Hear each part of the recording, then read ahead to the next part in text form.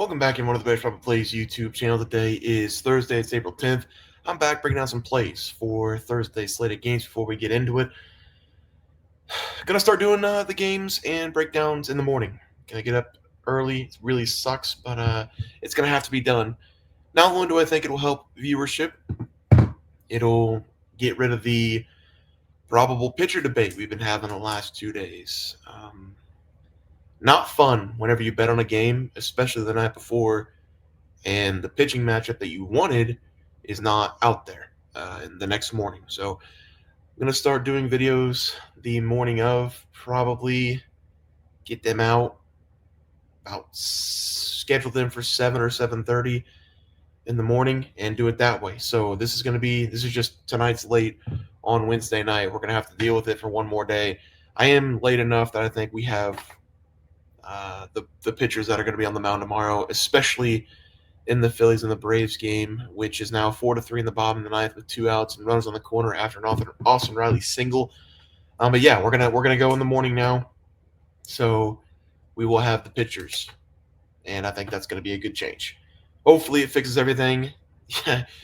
If you've bet the NBA, you know that in the NBA, players change 30 minutes before the game, so hopefully that doesn't happen in the MLB. Usually you don't get a lot of pitching changes unless there's an injury or something like that. So we're going to go in the morning from now on, probably 7:30, a little bit later than it would drop normally, but 7:30 is going to be start. Let's move on. Tonight, on Wednesday, Braves money line. We are down to our last strike, runners on the corner. Didn't get the pitching matchup we wanted with Spencer Schwellenbach on the mound. Really didn't matter. Both teams were shutting each other down 0-0. I think first blood was the Braves, 1-0. But it's a 4-3 game now with runs on the corner, 2 out, and we'll see what happens there. Dodgers -1.5. Exactly what I wanted to happen. They jumped all over Jake Irvin 4-0. Tanner Crap or Tanner Cock or Tanner Knapp, whatever the hell you want to call him. I don't know. It's London. My bad. He was over Yamamoto today. I should have saw that coming because Yamamoto was only on a 5-day rest. I've seen it done before, like Jose Barrios did for the Blue Jays. But that's just my bad on that one. And the Nats, the bats were frisky. They kept it a game, and the Dodgers win by 1. Take a loss there. Mike Trout single in the second at bat. Only damage done for him. Miguel was good, not great against Miami. Got himself out of a lot of jams. Got a win for us, under 1.5 earned runs. He did give up 2 runs, but both of those were unforced because of an error in the field by the New York Mets. So I think Tyler went, I want to say he only went 4 innings with 90 pitches. It might have been 5 innings with 90 pitches, but he got out of a lot of jams. So credit to him for getting us a 1 on the board. We are 1-2 right now with the Phillies and the Braves. Still going, 2-2 count. Sean Murphy at the dish. Already a home run tonight.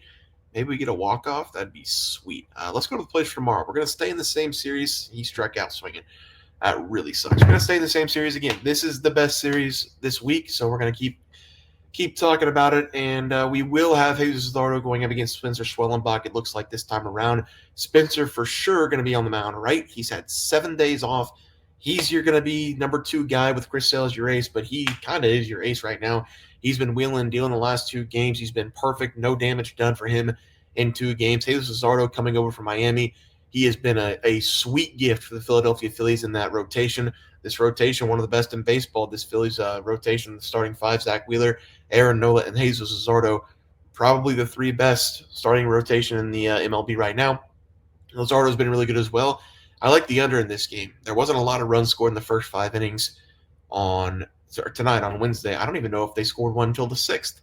I think it was 1-0 in the 6th inning. I could be wrong on that. I like the under here in the first 5. Under 3.5 runs. You see the total over under 8. We could get lucky and get 4.5, but I think we're going to be playing it safe here. I'm going to take the first 5 under 3.5 runs for these 2 aces on the mound. I don't expect a lot of damage done. And again, the Atlanta Braves tonight, they had bases juiced twice for Austin Riley. I think he popped out and struck out. I think they had bases juiced 3 times in this game, and I don't think they scored on any of those. The Sean Murphy home run was one, and then an Austin Riley solo shot in, I think, the 7th or 8th inning. So this Braves team continues to struggle with bases or with runners on the bases, and I think they're going to struggle once again in this game. Give me the under 3.5 runs in the first 5 innings. That's the first play of the night. Second play, Blue Jays going up against Boston. Chris Bassett going up against Walker Buehler. I've had enough of Walker Buehler. I've already seen him enough last season. Now we've had to watch him this season a couple times. Kid can't pitch. It's nothing personal. Still a young guy. Still maybe potential if you want to keep him around, see if you can fix him. But there's just no fixing this kid. He's got a million pitches to choose from in his arsenal. He can throw, I think, 8 pitches. They all suck.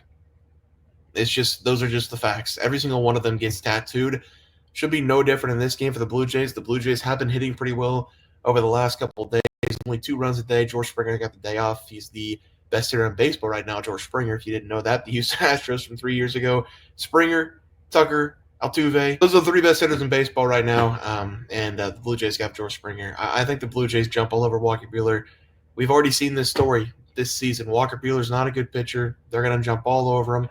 I'm going to take the Blue Jays here in the first 5 on the money line. I cannot believe that they're only minus 106 for the game, but I don't want to mess with the bullpen. I'll take the first 5 money line as the second play of the day. For the first player prop tonight, Bailey Ober, Minnesota Twins going up against the Kansas City Royals. I'm going to take Bobby Witt Jr. He hasn't been having a great season so far. He's been really good against the left side. 4 hits out of 5 at-bats going up against lefties this season for Bobby Witt Jr.